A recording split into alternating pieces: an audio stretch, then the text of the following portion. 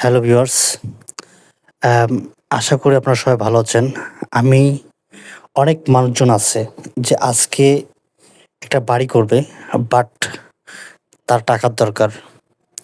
কিন্তু আপনি ভবিষ্যতের কথা চিন্তা করে আপনি এখন একটা বাড়ি নির্মাণ করার জন্য একটা আর্থিক প্রতিষ্ঠান বা একটা ব্যাংক থেকে ফাইন্যান্স নিয়ে আপনার কাঙ্ক্ষিত বাড়িটি আপনি তৈরি করতে পারেন। এই প্রসিডিউর অনেকেই জানে না। কিন্তু আমি এই প্রসিডিউর পুরো প্রসেসটা আপনাদের সামনে আজকে ভিডিওর মারফতে তুলে ধরার চেষ্টা করব। তাই সঙ্গে থাকুন এবং এখন অবধি যারা ভিডিওটা এখন পর্যন্ত দেখেছেন, আমার এই ভিডিওটাকে লাইক, কমেন্ট এবং সাবস্ক্রাইব করে পাশে থাকবেন এবং বেশি, বেশি করে শেয়ার করে দিবেন যারা আসলে বাড়ি করতে চায় কিন্তু এখনও বাড়ি করতে পারতেছে না।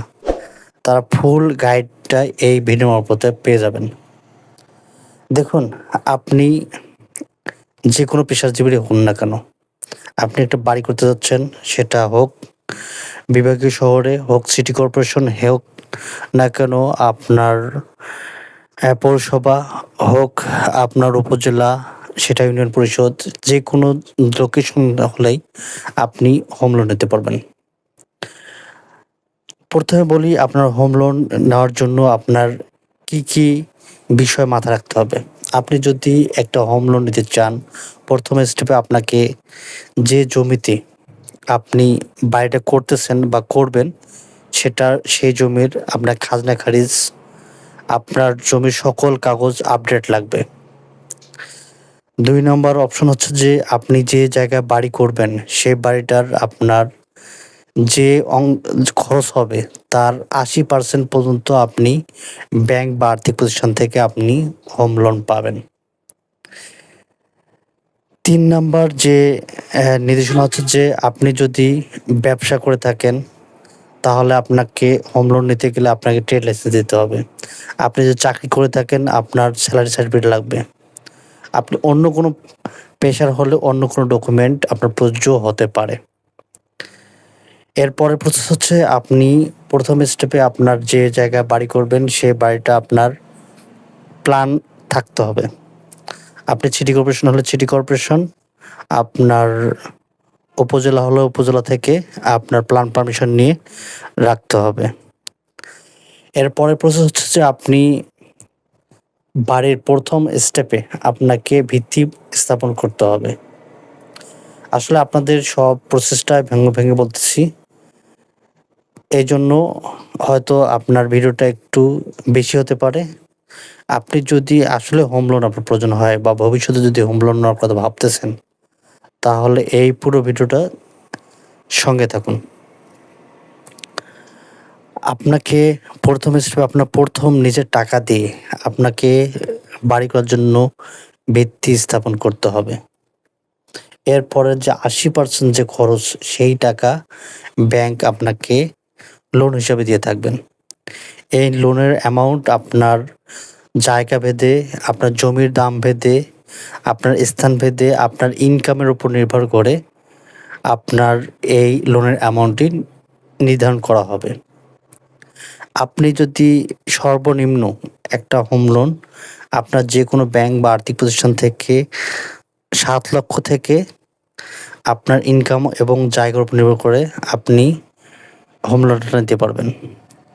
আর লোনের মেয়াদ হবে সর্বনিম্ন ৭ বছর, সর্বোচ্চ ১৫ বছর। এটা ব্যাংক টু ব্যাংক ভেরি করে। তারপরে সচরাচর যে ব্যাংকগুলো যেরকম লিমিট বা যেকোনো অ্যামাউন্ট দিয়ে থাকে, আমি সেই ধারাবাহিকতায় বলে যাচ্ছি আপনাকে। আর বাংলাদেশের মধ্যে সবথেকে যে ব্যাংকগুলো বেশি পরিমাণ এই হোম লোন দিয়ে থাকে, তার কয়েকটি ব্যাংকের নাম আমি বলতেছি। এর মধ্যে হচ্ছে যে Dutch Bangla bank, BRAC bank, City bank, IDLC finance, Lanka Bangla, United Finance, DVS finance উল্লেখযোগ্য। আরও অসংখ্য ব্যাংক এই লোন দিয়ে থাকে।